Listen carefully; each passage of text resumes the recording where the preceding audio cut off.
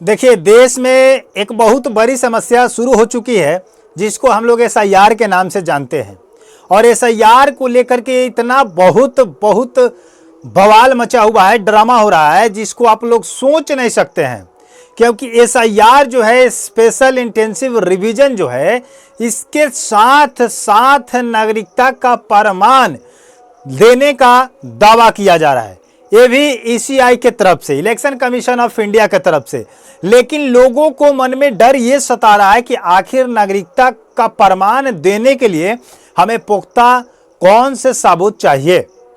तो मात्र आपको 2 पुख्ता सबूत चाहिए। अगर ये 2 पुख्ता सबूत अगर आपके पास नहीं है तो आप इस सबूत को बनवा ले या बनवाने की प्रक्रिया में लग जाए। अगर आप ये 2 कागजात, ये 2 डॉक्यूमेंट अगर आप नहीं बनवाते हैं तो आने वाले कुछ समय के बाद आपको बहुत बड़ी परेशानियों का सामना करना पड़ सकता है। क्योंकि आपको पता है कि गवर्नमेंट के माध्यम से जो 12 डॉक्यूमेंट को लागू किए गए थे, उस 12 डॉक्यूमेंट को नहीं माना जा रहा है। उन सभी का काम अलग अलग दिखा करके उसको कैंसिल किया जा रहा है।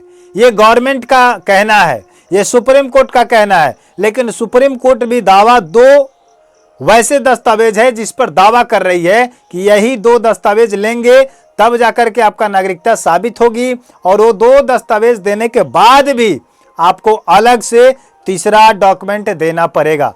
अमूमन सभी लोगों के पास आपको पता है कि Aadhaar card, voter card, ration card, driving licence और स्कूल का सर्टिफिकेट, निवास प्रमाण पत्र इत्यादि ये सभी चीज पाए जाते हैं।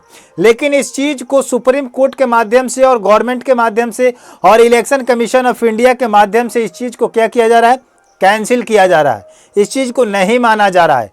तो आखिर आधार कार्ड बनवाने से क्या फायदा, वोटर कार्ड बनवाने से क्या फायदा, ड्राइविंग लाइसेंस बनवाने से क्या फायदा, निवास प्रमाण पत्र बनवाने से क्या फायदा। इन सभी तमाम डॉक्यूमेंट को लेकर के ये सभी के मन में प्रश्न है कि आखिर ये सब बनवाने से क्या फायदा है। तो सुप्रीम कोर्ट और गवर्नमेंट का कहना है साफ साफ कि ये सिर्फ पहचान का पत्र है, नागरिकता का पहचान नहीं है, इंडियन सिटीजनशिप का प्रूफ नहीं है। अगर आप इंडियन सिटीजनशिप का प्रूफ देना चाहते हैं तो मात्र 2 ऐसा कागजात है जिसको आपको बनवाना ही पड़ेगा। चलिए उन तमाम जानकारियों के बारे में हम लोग थोड़ा सा विश्लेषण कर लेते हैं। सबसे पहले हम बात कर लेते हैं कि जो जिनके पास में ये 12 डॉक्यूमेंट है, 12 डॉक्यूमेंट का नाम सुनिए। उसके बाद 2 डॉक्यूमेंट आपको बनवाना पड़ेगा। उस डॉक्यूमेंट का नाम मैं आपको बताऊंगा। 1 नंबर में कह रहे कि आधार कार्ड तो सभी के पास है लेकिन इसका मान्यता नहीं है, ये पहचान के लिए है। पैन कार्ड सभी के पास है बट इसको भी मान्यता नहीं दी जा रही है। क्यों? क्योंकि यह आयकर दाता के लिए है, टैक्स के लिए है, इनकम टैक्स के लिए इसको बनाया गया है। उसके बाद कह रहे कि राशन कार्ड को भी नहीं माना जा रहा है क्योंकि यह एक राशन के लिए एक ऐसा कागजात दस्तावेज बनाया गया जिससे यह पहचान हो सके कि आप गरीबी रेखा में है, आपको राशन दिया जाएगा। उसके बाद कह रहे हैं कि ड्राइविंग लाइसेंस को इसलिए नहीं माना जाता है, केवल ये व्हीकल के लिए बनाया गया है, गाड़ी वाहन चालन के लिए बनाया गया है कि आप गाड़ी चालक हैं तो आप इसको रख सकते हैं, जिससे साबित होगा कि आप ड्राइविंग करते हैं। उसके बाद कह रहे हैं कि वोटर कार्ड ये है कि केवल पहचान के रूप में है और मतदाता के रूप में है, ये नागरिकता साबित नहीं करेगा। उसके बाद कह रहे हैं कि स्कूल प्रमाण पत्र को भी नहीं माना जा रहा है क्योंकि ये कहा जा रहा है कि ये शिक्षा का प्रमाण पत्र है कि आप कितने पढ़े लिखे हैं, कितने आपके पास शिक्षा है, इसको ये दर्शाता है। उसके बाद कहा जा रहा है निवास प्रमाण पत्र को भी एक पहचान के रूप में डाला गया है कि आपको ये पहचान देता है कि आप किस जगह पर रहते हैं।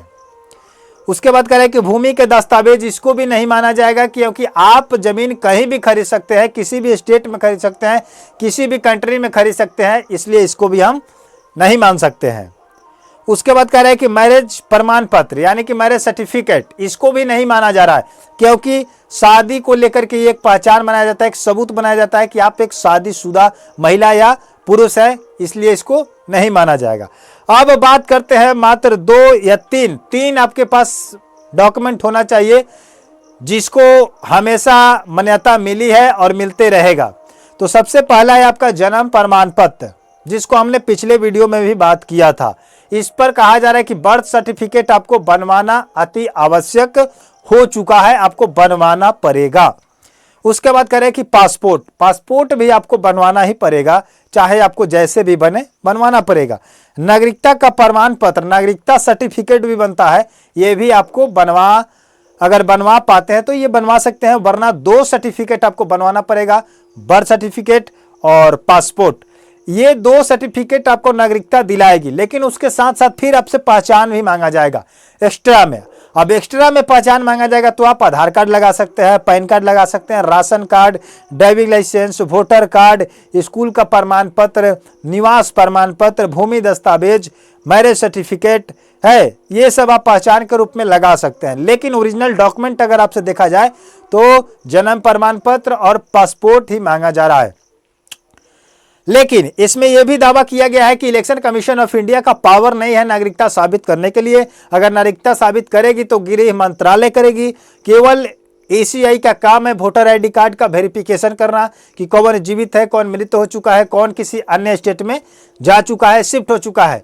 तो ऐसी स्थिति को जानने के लिए इलेक्शन कमीशन ऑफ इंडिया को पावर दिया गया है, बट नागरिकता का पावर जांच करने के लिए गृह मंत्रालय का है। तो गृह मंत्रालय का काम ये कब शुरू होगा? जैसे ही सभी राज्यों में एसआईआर की प्रक्रिया कंप्लीट हो जाएगी, वैसे ही इसका स्टार्ट कर दिया जाएगा एनआरसी।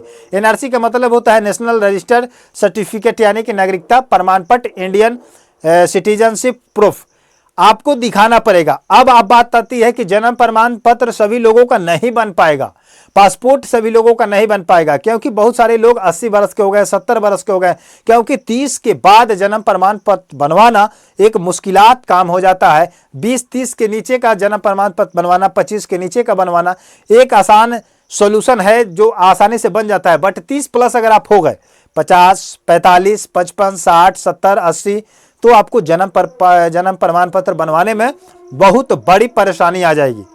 तो अगर आप चाहते हैं कि जन्म प्रमाण पत्र बनवाएं तो कैसे बनेगा, इसके लिए अगर आप चाहते हैं तो हम अलग से इस पर एक वीडियो बना देंगे। अगर चाहिए तो कमेंट सेक्शन में आप लोग जरूर बताइएगा कि आपको किस उम्र का जन्म प्रमाण पत्र बनवाना है, बच्चा का बनवाना है या 20 से 25 साल का बनवाना है या 30 के ऊपर 80 तक का बनवाना है।